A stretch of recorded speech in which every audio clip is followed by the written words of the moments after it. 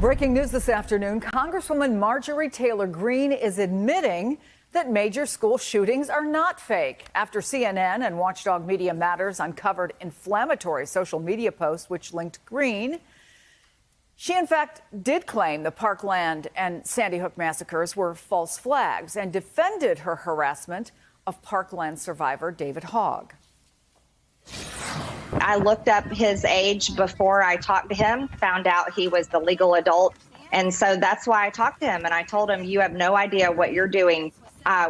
These type of bills would leave Americans defenseless. These are not red flag incidences.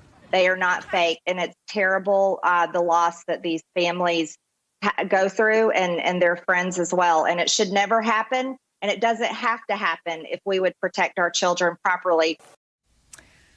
We should note that NBC News did not review the social media posts that began this firestorm. Greene has called the reporting on her alleged posts a hit piece, saying others have managed her social media profiles. Joining me now is NBC News Capitol Hill correspondent Garrett Hogg. Nevertheless, this does appear to be a change in tone.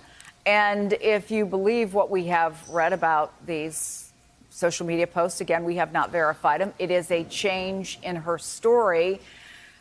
We don't know, but it does come at about motivation, but it does come at a time when there's increasing pressure to take some action against her, even among Republicans, right? That's right. So I think what you saw here was a little bit of cleanup on what had become perhaps the single most problematic element of Representative Greene's sort of broad commentary about various issues that had gotten her in trouble here. This actually started over the weekend. We know, for example, that she had spoken to the parents of some of the Parkland shooting survivors and had told them that she knew this was a real incident, that she didn't see this as a false flag. There you saw her do it herself in front of a more friendly media outlet, kind of walking some of this back. What I don't think this does is significantly relieve pressure on largely the Republican leadership to figure out what to do about this congresswoman here who's going to have all of her incendiary comments hung around the necks of every Republican running for re-election in 2022. We've already got Democrats floating a couple of different options to try to punish her, either censure, stripping her of committee assignments. And this meeting we expect to see with Minority Leader Kevin McCarthy and the Congresswoman later in the week, which could be telling how far he decides to go in trying to rein her in or embracing the way in which she has excited some elements of the Republican base. Yeah, we had a full screen up there showing the different options for Kevin McCarthy, but are you getting any sense at this point where he may be leaning? We see that it takes 2/3 of the House to expel, majority to censure. GOPs can decide about stripping committees, and they can do nothing if they want to.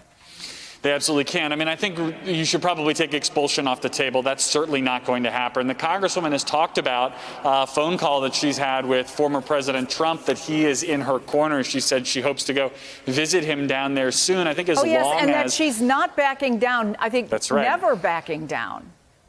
That's right. And I think as long as she has the former president in her corner, that would make it very hard for Kevin McCarthy or anyone else to discipline her in any way. You know, she is a source of increasing consternation for Republicans because of that. They are essentially caught between their base and a desire not to have to defend her comments every day.